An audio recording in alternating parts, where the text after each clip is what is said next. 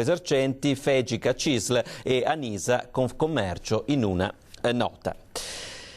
Un'economia che nel 2014 punta a una piccola ripresa. È quanto emerge dal rapporto statistico del Veneto. 10 anni di crisi hanno trasformato il tessuto imprenditoriale, ma le eccellenze si sono salvate.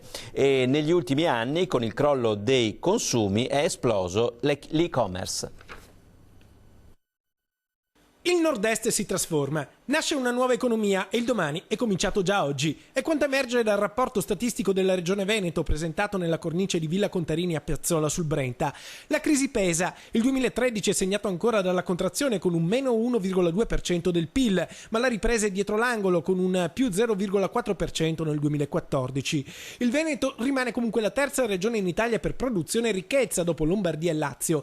Qualche segnale positivo c'è già e arriva dall'estero. L'export veneto cresce dell'1,6% nel 2012 e di un altro 0,2% nel primo trimestre del 2013.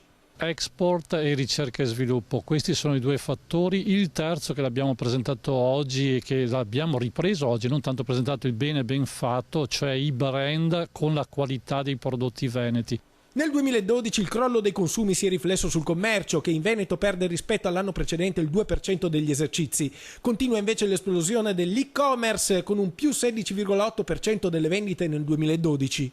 Purtroppo è vero, l'esplosione dell'e-commerce quando si parla che aumenta di 100, 200, 300% solo, che purtroppo la percentuale è talmente bassa rispetto ai consumi tradizionali e prima che venga ad esserci una graduale, diciamo, 50-50 ci vuole del tempo. Nel 2012 il manifatturiero segna un meno 2,8%, meno 3,5% le costruzioni, meno 0,9% il commercio, meno 1,7% i trasporti. Alberghi e ristoranti invece negli ultimi 3 anni hanno continuato a crescere con 15.800.000 arrivi, anche se c'è un calo sulla durata della permanenza degli ospiti dell'1,7%.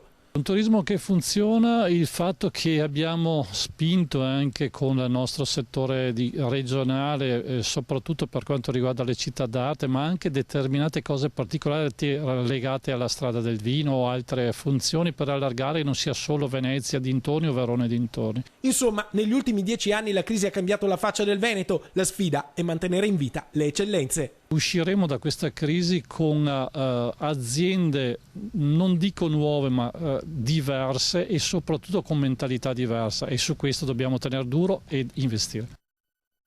E adesso ci fermiamo.